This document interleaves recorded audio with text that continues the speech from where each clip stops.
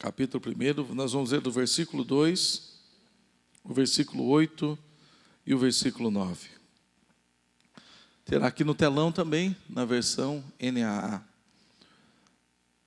Vamos ler o versículo 1, Eric, por favor, vamos ler 1, o 2, os 8 e o 9. Palavras de Neemias, filho de Acalias, no mês de Quisleu, no 20º ano, quando eu estava na cidade de Suzã. Veio Anani, um dos meus irmãos, com alguns homens de Judá. Então lhes perguntei a respeito dos judeus que escaparam e sobreviveram ao exílio e a respeito de Jerusalém. Versículo 8 e 9. Lembra-te da tua palavra que ordenaste a Moisés, teu servo, dizendo: se vocês forem infiéis, eu os espalharei entre os povos. Mas se vocês se converterem a mim e guardarem os meus mandamentos e os cumprirem, então, ainda que os seus desterrados estejam nos lugares mais distantes da terra, de lá os ajuntarei e os trarei para o lugar que escolhi para fazer habitar o meu nome. Amém. Você pode se assentar. Irmãos, ontem, na nossa campanha de oração, aqui após o culto, já no finalzinho da oração, eu estava ajoelhado aqui, depois eu levantei e comecei a orar andando de lá para cá e daqui para lá, aqui andando no púlpito, e de repente o Espírito Santo veio e me fez um convite, dizendo: vocês não querem viver o sobrenatural? Faço um convite para que vocês vivam o sobrenatural. Então aqui ontem nesta oração eu recebi um convite, e por extensão toda a igreja, para que vivamos o sobrenatural de Deus, para que deixemos de nos basear e nos contentar com o natural que estamos vivendo. Porque Deus tem coisas maiores, Deus tem coisas grandes, Deus tem coisas poderosas na nossa vida que não se alcança de maneira natural. E eu peguei o celular logo ali e anotei, e o Espírito Santo me falou a respeito do meu livro. Eu publiquei um livro, né? Autoridade para Restaurar, que é baseado na história de Neemias. E eu logo corri ali, peguei na minha mala o livro, já deixei por cima, para não esquecer de lê-lo, né? E hoje à tarde eu estava lendo, e como eu aprendi com esse autor aqui, né? Às vezes eu falo, meu Deus, fui eu que escrevi isso aqui, né? Inspiração divina. E aqui nós temos, nesse livro, contém 11 chaves, 11 segredos, 11 princípios, para que possamos adquirir a autoridade para viver o sobrenatural. Esta autoridade para restaurar aqui, a autoridade para restaurar a vida, a saúde, o casamento, a família, restaurar as finanças, restaurar na nossa vida e sermos usados para restaurar a outros. E eu quero compartilhar aqui 2 destes princípios poderosos que nós precisamos ter em nossa vida e aprendermos com a palavra do Senhor, para que possamos viver num novo patamar, num novo nível. É interessante que Adão e Eva foram convidados a viver o sobrenatural ou viver o natural, e eles preferiram viver o natural, desobedecer a voz do Senhor, foram expulsos da presença do Senhor. E depois, quando nós vemos a história bíblica de Gênesis, Apocalipse, Deus sempre chamando o seu povo para viver o sobrenatural. Deus fala para Abraão: Abraão, sai da tua terra, eu vou fazer de você uma grande nação.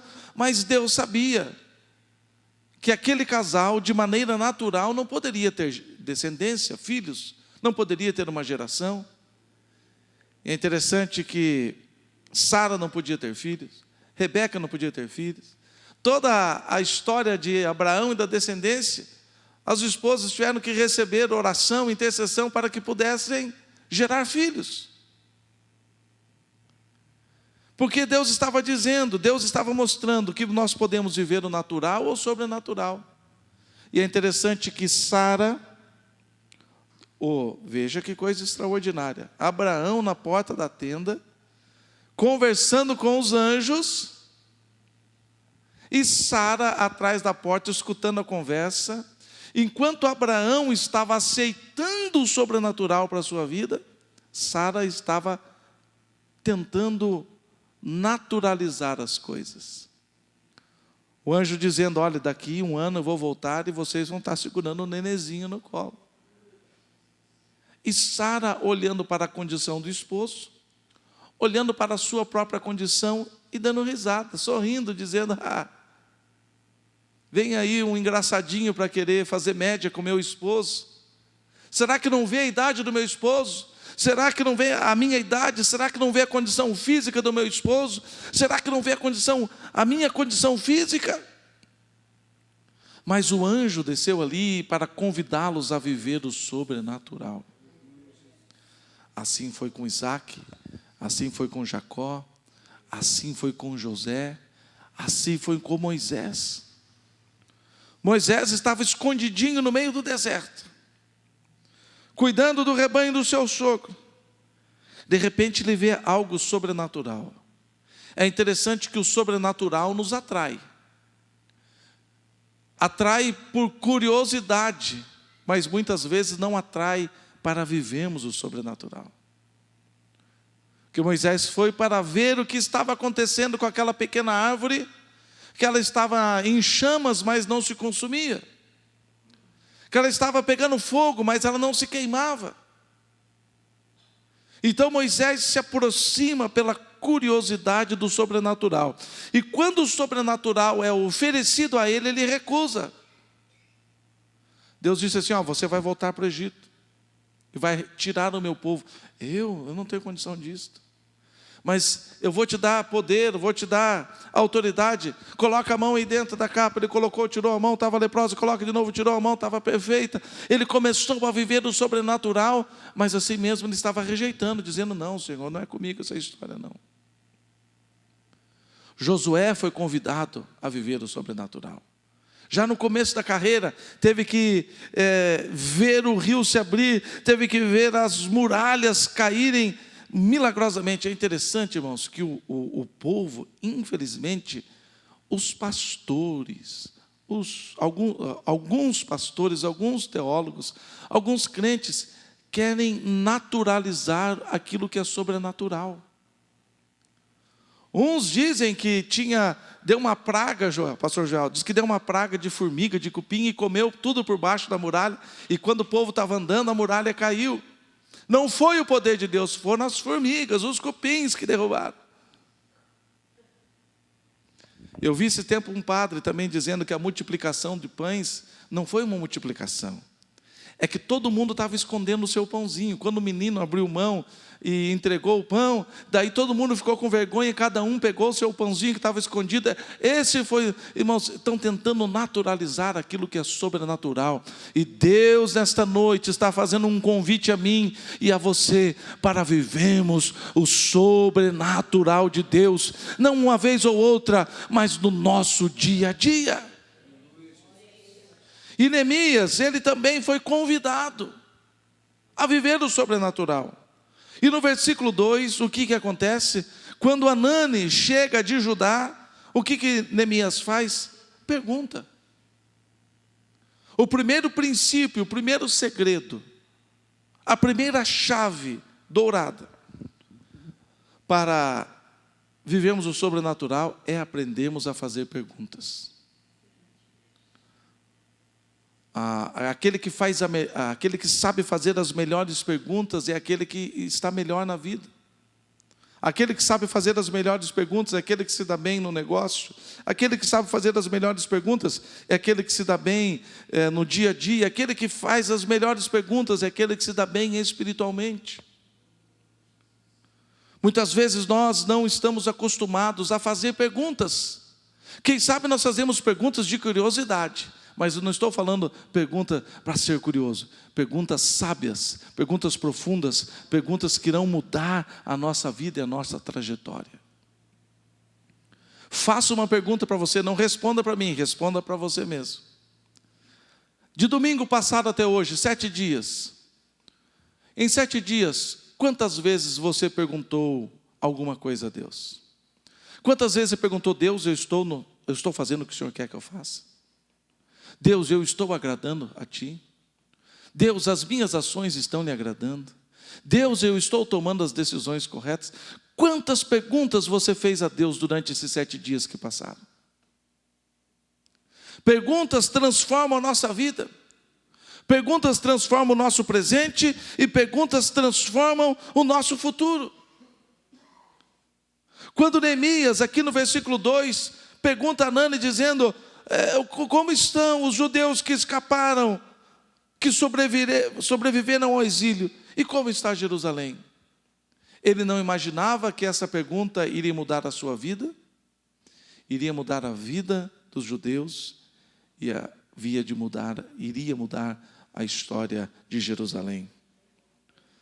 Então veja bem, essa pergunta mudou essas histórias. A pergunta é a porta de ouro para coisas novas, para coisas grandes e para a sabedoria. Quem não faz pergunta, não acessa coisas grandes. Quem não faz pergunta correta, não acessa sabedoria. Quem não faz a pergunta certa, não acessa coisas novas.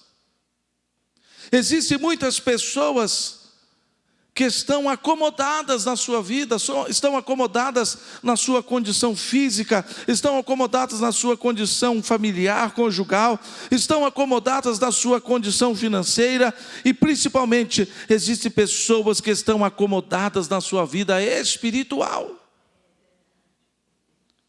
que está num patamar que não cresce, quem sabe não fraqueja espiritualmente, mas também não evolui espiritualmente. E a pergunta é a chave de ouro, é a porta de ouro para acessarmos coisas maravilhosas. Deus tem coisas novas para mim e para a sua vida. Não importa quanto tempo você tenha de igreja, não importa quantas experiências espirituais você já viveu, Deus tem coisas novas. Deus tem novas experiências. Deus quer nos levar a novos patamares. Ele diz: os meus caminhos são mais altos do que os caminhos de vocês, e os meus pensamentos são melhores do que os seus pensamentos. Foi a pergunta, esta pergunta que Neemias fez no versículo 2, que o colocou de joelho diante de Deus. A Bíblia diz que ele se entristeceu, mas na sua tristeza, na sua angústia, a tristeza e a angústia o empurraram para a presença de Deus. Ele orou e jejuou, pranteou e clamou pelos seus conterrâneos, pela terra dos sepulcros dos seus pais. Quando nós fazemos a pergunta certa, quando nós perguntamos a Deus, quando nós acessamos a Deus através das perguntas, as perguntas sempre irão nos colocar mais perto de Deus e nunca irá nos afastar de Deus. Quem não faz pergunta a Deus são pessoas que estão caminhando passo a passo para longe de Deus, mas aqueles que sabem fazer a pergunta sempre estão se aproximando de Deus. Porque a pergunta revela humildade, a pergunta revela desejo. Quando nós não perguntamos, pessoas que não fazem perguntas são pessoas orgulhosas. Pessoas que não fazem perguntas são pessoas que têm uma autoconfiança exacerbada, acima da média, desnecessária e até mesmo nociva. Pessoas que não fazem perguntas são pessoas que não querem aprender.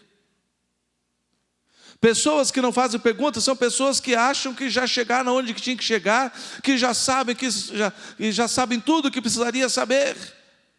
A pergunta revela humildade de coração, a pergunta revela desejo. A pergunta de Anani o colocou diante de Deus prostrado, jejuando, orando, clamando, e Deus viu a sinceridade no coração daquele homem, Deus viu o desejo dele em resolver aquela situação. Agora imagine, Neemias, ele estava numa boa condição. Neemias estava numa condição privilegiada. Neemias, ele era copeiro do rei, ele estava no palácio, ele estava diante das maiores autoridades da época. Era a mesma coisa que ele fosse o assessor direto do Donald Trump nos dias de hoje, que é um dos presidentes mais poderosos da terra. Neemias via reis, rainhas, príncipes, a nobreza, homens poderosos passando diante dele, conversando com o rei, e ele ouvia a conversa, ele ouvia as tratativas, ele ouvia as negociações, ele ouvia sobre as guerras. Neemias estava numa condição privilegiada, morava no palácio, se vestia bem, comia bem, a saúde tinha que estar em dia, porque o copeiro não podia estar doente. Neemias estava numa condição privilegiada. Quem sabe se fosse eu ou você, na condição dele, nós íamos, como diria o ditado popular, estaríamos nos lixando para Jerusalém e para o povo que ficou lá. Povo que se vire. Jerusalém que continue sendo zombada. A Bíblia diz que a condição de Jerusalém era tão extrema que as pessoas passavam, olhavam e balançavam a cabeça dizendo: olha, esse aqui não era uma terra da glória, não era a terra aonde Deus havia trazido o seu povo, aqui não era o povo que era intocável, que era vencível. Ora, aí estão em ruínas, os muros derrubados, as portas queimadas, a cidade estava em grande vexame, a cidade estava em ruína. Mas o que aconteceu? Neemias fez uma pergunta: como está o povo que lá ficou? Como está Jerusalém? Assolada, arrasada, destruída. A pergunta, ela revela muito sobre quem está fazendo. Revela humildade e revela desejo. E nós precisamos aprender a perguntar. Precisamos aprender a nos importar com aqueles que estão sofrendo, com aqueles que estão necessitados. Neemias, ele poderia simplesmente ter falado: puxa, que pena, nossa, que catástrofe, que tragédia, mas eu não posso fazer nada por isso. Não, a pergunta de Neemias revelou o coração, revelou o âmago da sua alma, revelou o seu caráter, não somente diante do rei, mas primeiramente diante de Deus. Nós precisamos aprender a perguntar a Deus. Nós precisamos aprender. Eu cito aqui no livro a história de Davi. Davi foi o único rei de Israel que nunca perdeu uma batalha. Por quê? Porque ele tinha apreço pela pergunta. Davi nunca fazia nada sem antes perguntar a Deus: Senhor, é para eu batalhar? É para eu guerrear? É para eu sair? É para eu ficar? Senhor, qual a estratégia? Eu vou de frente, vou pelos flancos, espero, o que eu faço? Davi nunca se envolvia em qualquer situação sem antes consultar a Deus. Davi sempre chegava diante de Deus e falava: Senhor, dá-me a tua direção, dá-me resposta favorável, ensina-me os teus caminhos, ensina-me os teus decretos, ensina-me o teu propósito, ensina-me para onde eu devo ir, para onde eu devo caminhar. Tudo teve início através de uma pergunta. A restauração dos muros, a restauração das portas, muito mais do que isto, a restauração do moral do povo, a restauração da glória daquela cidade, teve início em uma pergunta. A história de Neemias, a história do povo que havia escapado do exílio, e a história de Jerusalém foi mudada por causa de uma pergunta.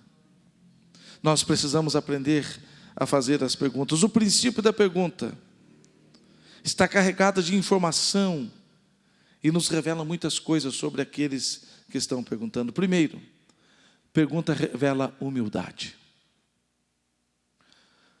Se existe uma coisa que Deus tem prazer, é a nossa dependência dEle. A Bíblia diz que Deus ama aquele que tem um coração contrito, aquele que é humilde de coração, mas Deus resiste ao soberbo. Aqui nesta terra, o orgulhoso pode até ter algumas vitórias.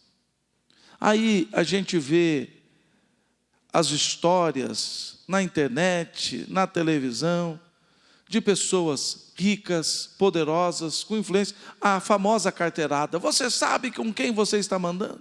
Com quem você está mexendo? Então aqui no mundo, um juiz pode prevalecer, um deputado pode prevalecer, uma pessoa rica pode prevalecer sobre outros e até mesmo causar alguma injustiça. Mas diante de Deus, ninguém de coração orgulhoso prevalece. A Bíblia diz que Deus abate aqueles que se exaltam, aqueles do coração orgulhoso, aqueles que são jactanciosos, aqueles que têm a soberba. Eu não preciso de Deus, eu não preciso de oração, eu não preciso de igreja, eu não preciso do Espírito Santo, eu sei como me virar, eu sei como fazer, eu sei como realizar, eu tenho dinheiro para resolver as minhas situações. Mas a pergunta, quando nós perguntamos alguma coisa a Deus, nós estamos revelando a Ele o nosso coração humilde. Precisamos aprender a fazer perguntas ao Senhor. Deus, estamos iniciando uma semana. O que o Senhor quer de mim esta semana? O que o Senhor quer que eu faça esta semana? Que maneira o Senhor quer me usar? Senhor, o que eu poderei fazer esta semana para alegrar o teu coração? Deus ama a nossa humildade. Deus ama quando nos rendemos a Ele. A pergunta também revela o desejo de aprender. Todos nós precisamos aprender, independentemente da nossa idade, da nossa experiência, do nosso grau de estudos. Nós precisamos aprender. Nós precisamos receber informações, nós precisamos receber aprendizado. E diante de Deus é o melhor lugar para alcançarmos sabedoria. Então a pergunta revela humildade, a pergunta revela o desejo de aprender, a pergunta expõe amigos e inimigos. Através da pergunta de Neemias, foram revelados os seus amigos e os seus inimigos, aqueles que seriam os seus ajudadores e aqueles que seriam os seus opositores. A pergunta expõe aqueles que estão para nos derrubar e aqueles que estão para nos auxiliar. A pergunta expõe. Lembra que estava todo mundo quietinho lá em Jerusalém. Ninguém falava nada, ninguém se levantava, só foi ele chegar, analisar e traçar a estratégia e colocar o povo para trabalhar, que os inimigos já afloraram. E ali ele pôde discernir quem era a favor dos judeus, quem era contra os judeus, quem era a favor da reconstrução dos muros de Jerusalém e quem eram os opositores desta reconstrução. Aqueles que estavam ali para apoiá-lo e aqueles que estavam ali para dissuadi-lo. Perguntas expõem amigos e inimigos, perguntas expõem armadilhas. Porque tentaram de todas as formas destruir Neemias, tentaram de todas as formas destruir a sua história, tentaram de todas as formas barrar a reconstrução daqueles muros. Primeiro traçando armadilhas, estratégias de armadilhas, dizendo: desça daí e venha conversar conosco. Planejaram até matá-lo dentro do templo. Mas ele não estava ali por conta própria.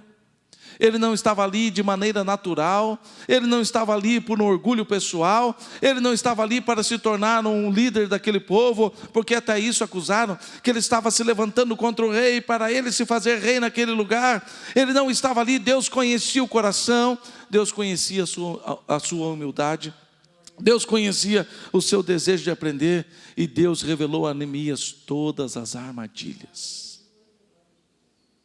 Viver o sobrenatural não é só ver os milagres acontecendo. Viver o sobrenatural é não cair nas armadilhas. Muitas pessoas estão caindo à beira do caminho. Quantas pessoas você conheceu? Como aquele corinho, aquele hino que nós cantávamos. Quantos que corriam bem, hoje de ti longe vão?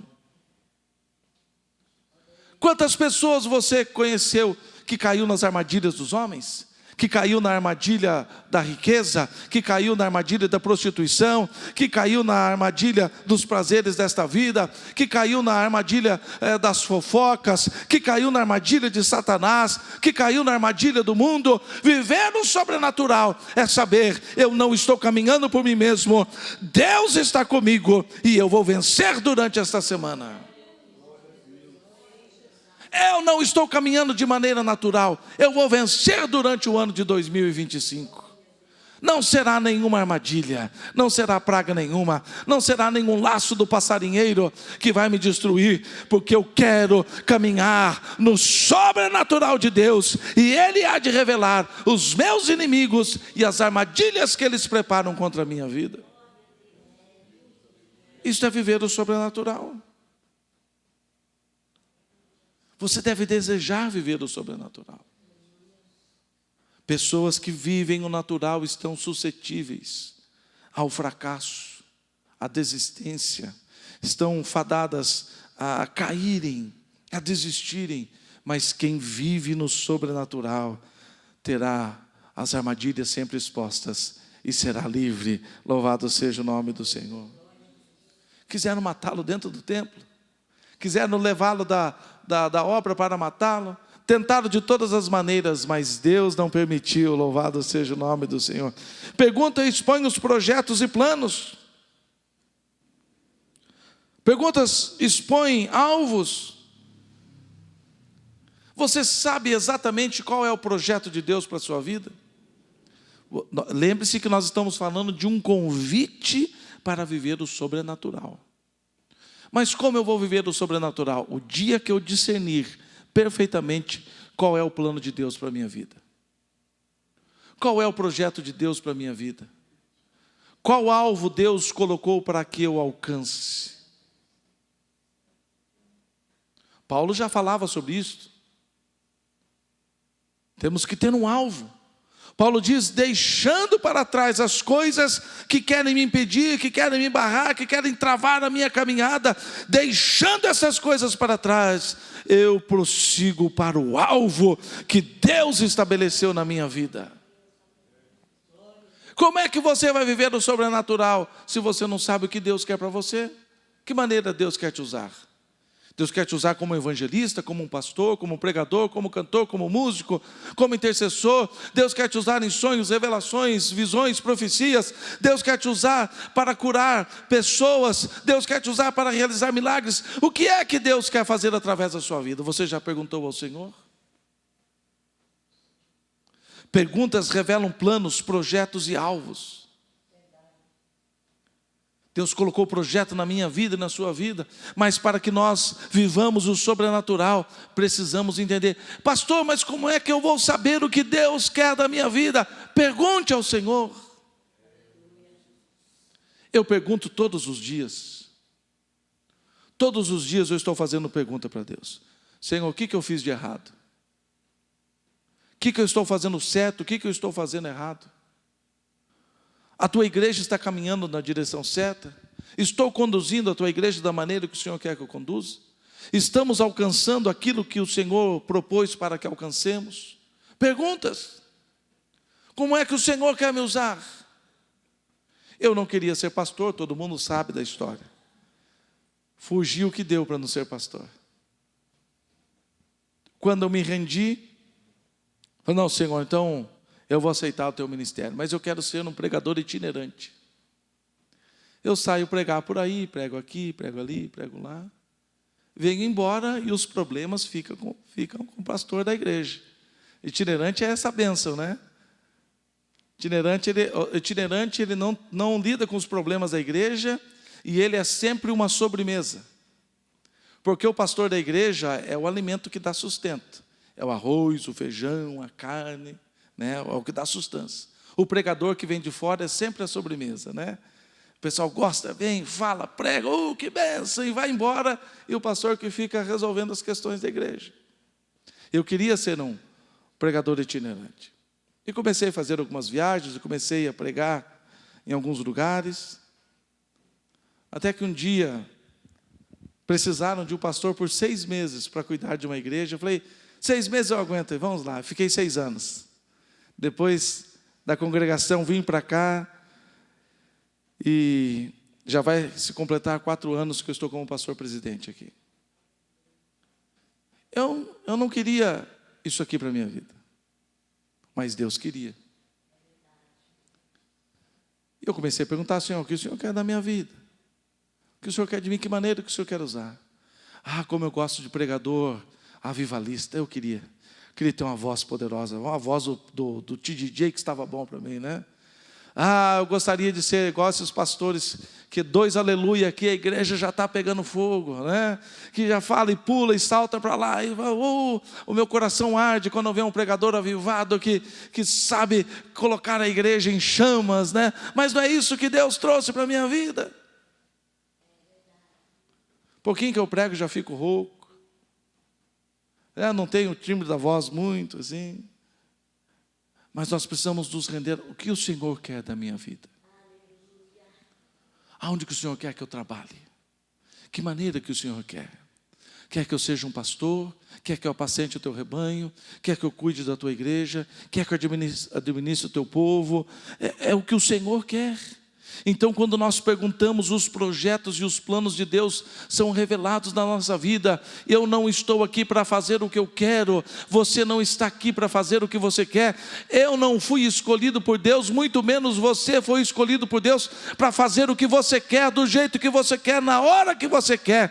Nós fomos chamados e escolhidos por Deus para cumprir um plano que Ele estabeleceu para a nossa vida.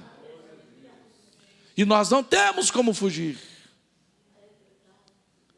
Então, quando nós perguntamos a Deus, nós estamos dizendo, Senhor, mostra o teu projeto. Eu gosto muito da oração de Moisés e eu faço todos os dias. Moisés diz assim, Senhor, se eu tenho achado, se eu não me engano, é capítulo 33. 32 ou 33, mas acho que é 33, Êxodo 33.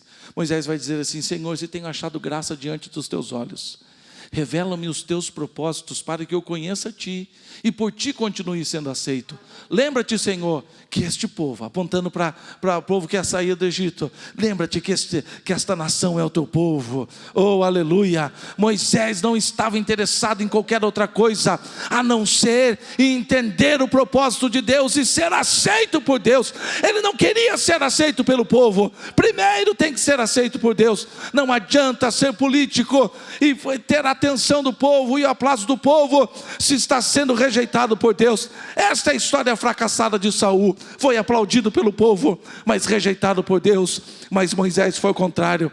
Senhor, revela os teus planos a mim, revela os teus propósitos a mim, revela os teus caminhos a mim, para que por ti eu continue sendo aceito. Lembra-te, Senhor, não se trata de mim, esta nação é o teu povo. Oh, louvado seja o nome do Senhor. Nesta noite, Deus te convida a viver o sobrenatural no plano que Ele estabeleceu para a sua vida. Oh, aleluia, aleluia. Oh, louvado seja o nome do Senhor. Se tenho achado graça diante dos teus olhos, faça desta oração a sua oração diária também. Se tenho achado graça diante dos teus olhos, Senhor, revela-me os teus caminhos, revela-me os teus propósitos, para que eu conheça a ti, para que eu conheça os teus planos, para que eu conheça os teus caminhos, para que eu conheça a tua vontade, para que eu conheça o teu querer. Senhor, não se trata de mim, se trata de ti. Eu quero ser aceito por ti, eu quero ser aceito por ti, eu quero ser aceito por ti. Oh, louvado seja o nome do Senhor. E assim você viverá o sobrenatural. Muito mais do que você viver o sobrenatural, Deus te levará a fazer com que o povo que está ao seu redor também viva o sobrenatural. Moisés viveu o sobrenatural 40 dias no alto do monte. O monte fumegava, relampejava, tremia, e Deus estava lá conversando com Moisés. Que coisa extraordinária! Mas quando ele desceu cheio da glória, do poder de Deus. E não apenas ele viveu o sobrenatural, mas o povo viveu. As águas amargas se tornaram potáveis, a água brotou da rocha, Deus enviou codornizes, Deus enviou maná do céu, a roupa não se estragava, não se envelhecia, o sapato não se desgastava, porque o sobrenatural de Deus estava envolvendo aquele povo. E Deus está nos convidando nesta noite a vivermos o sobrenatural. Deus não quer uma igreja que vive o sobrenatural, uma igreja que vem e canta e bate palma e volta da mesma maneira para casa. Deus quer uma igreja que venha e receba e se envolva e viva o sobrenatural. E quando sair caminhando pelas ruas, oh, louvado seja o nome do Senhor, o sobrenatural aconteça aonde a gente passar. Deus pode fazer milagres na fila de ônibus, Deus pode fazer milagre dentro da farmácia, Deus pode te usar para curar alguém no corredor do supermercado. Oh, Deus quer nos usar para fazer coisas extraordinárias. Deus quer levar o seu povo a viver o sobrenatural. Oh, aleluia. Não vai dar para falar mais, né? Oh, eu ia falar mais um ponto, mas não dá. Vamos ficar em pé neste momento.